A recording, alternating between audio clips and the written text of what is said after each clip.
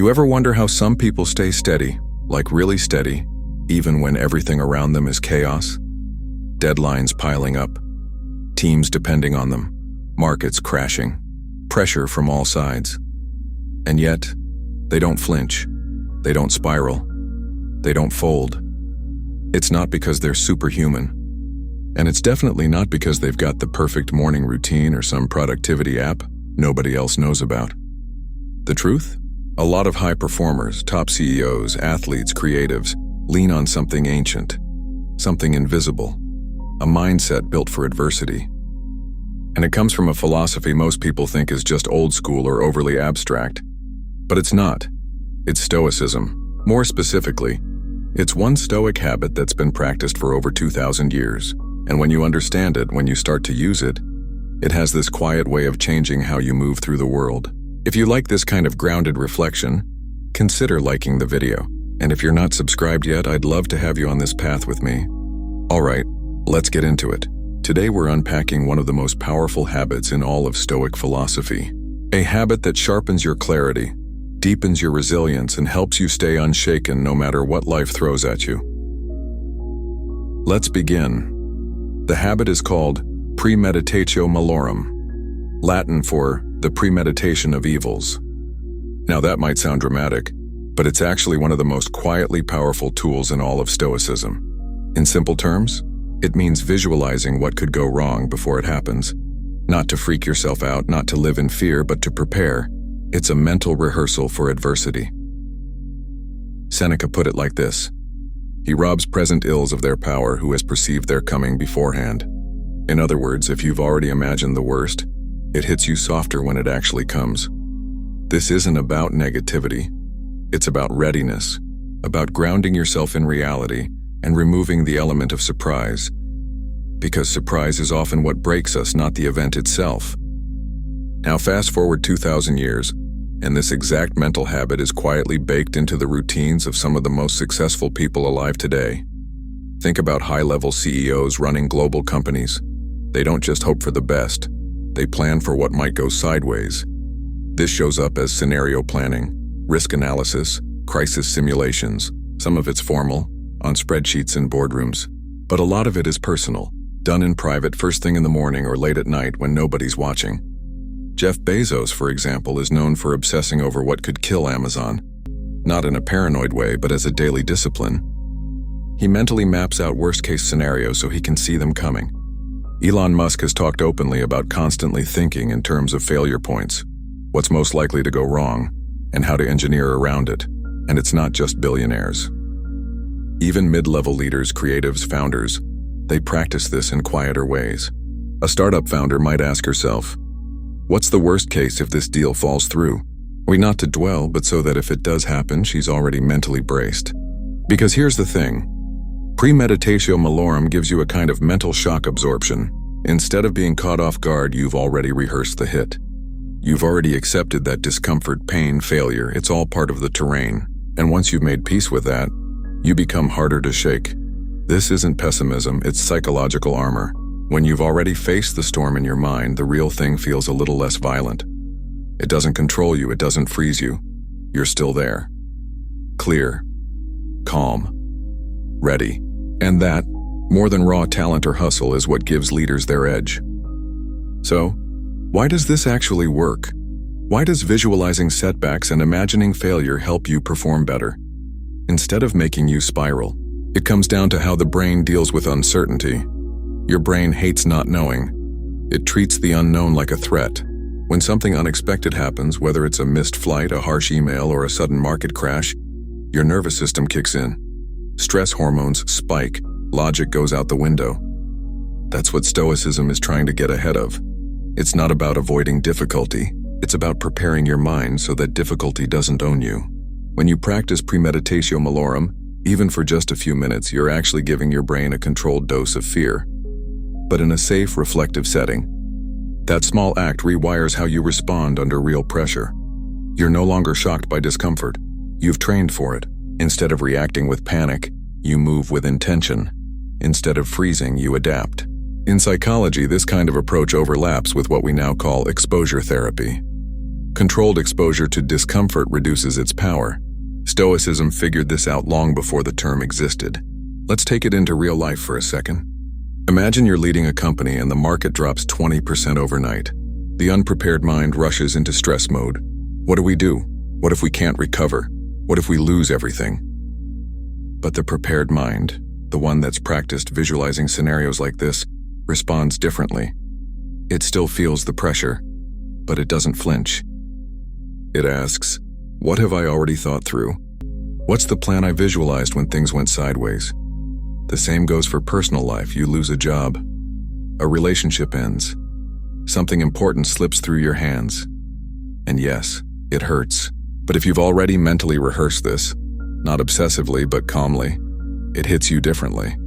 You're able to hold the moment, to breathe through it. Not because you're numb, but because you're ready. This habit creates a psychological buffer between you and chaos. And that buffer, that tiny bit of space, is often the difference between spiraling and staying centered. Here's a way to picture it. Imagine walking a narrow mountain path blindfolded. You'd panic with every step.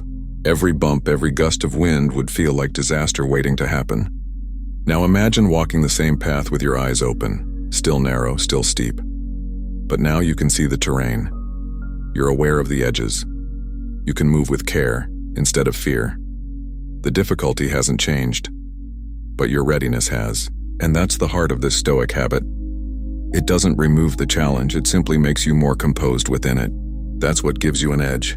Whether you're navigating a boardroom, a crisis, or a personal loss, and the best part?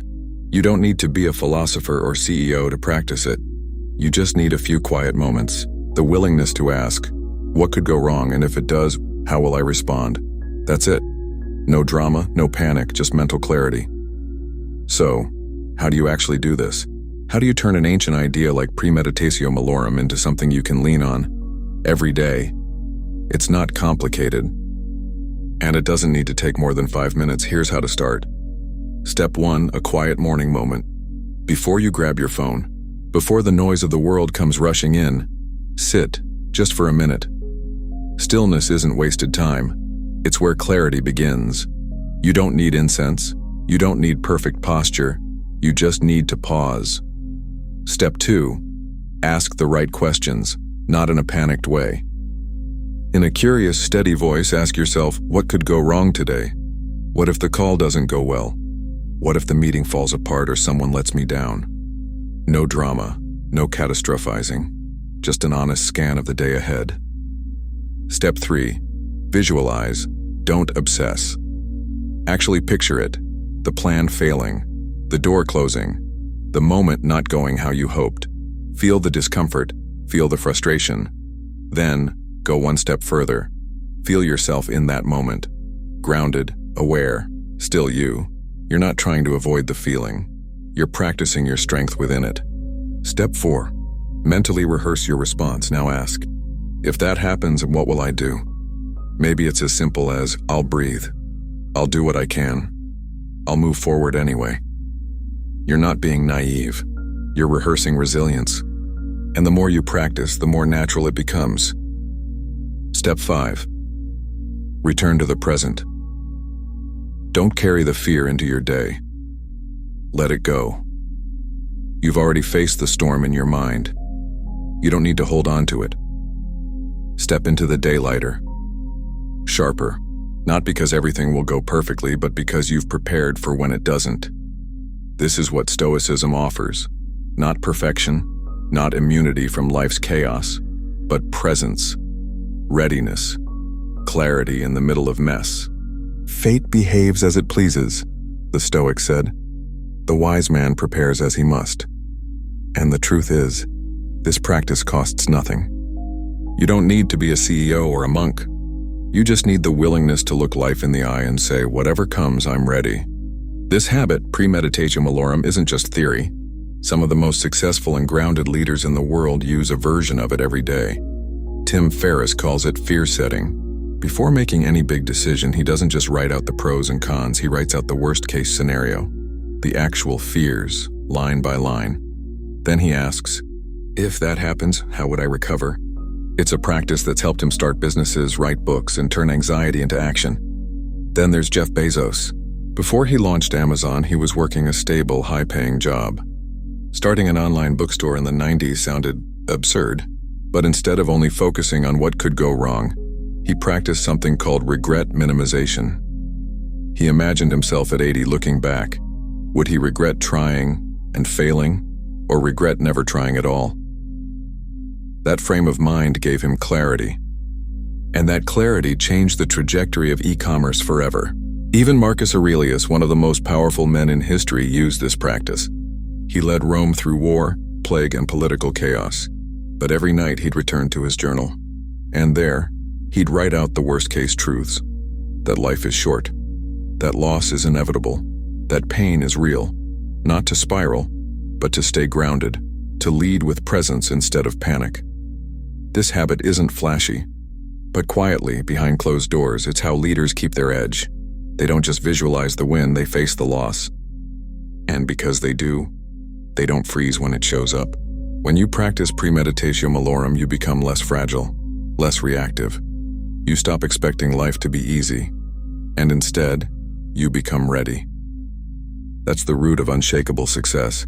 Not wishful thinking, not toxic positivity, but honest preparation, stoic readiness. And it changes how you carry yourself. In boardrooms, on tough days, in moments when everything feels uncertain. If this helped you see your day a little differently, consider liking the video or subscribing. It helps more than you might think. And if you already practice this or want to give it a try, drop a comment. I'd love to hear how you approach it. Here's the truth. You can't predict the future, but you can prepare for it.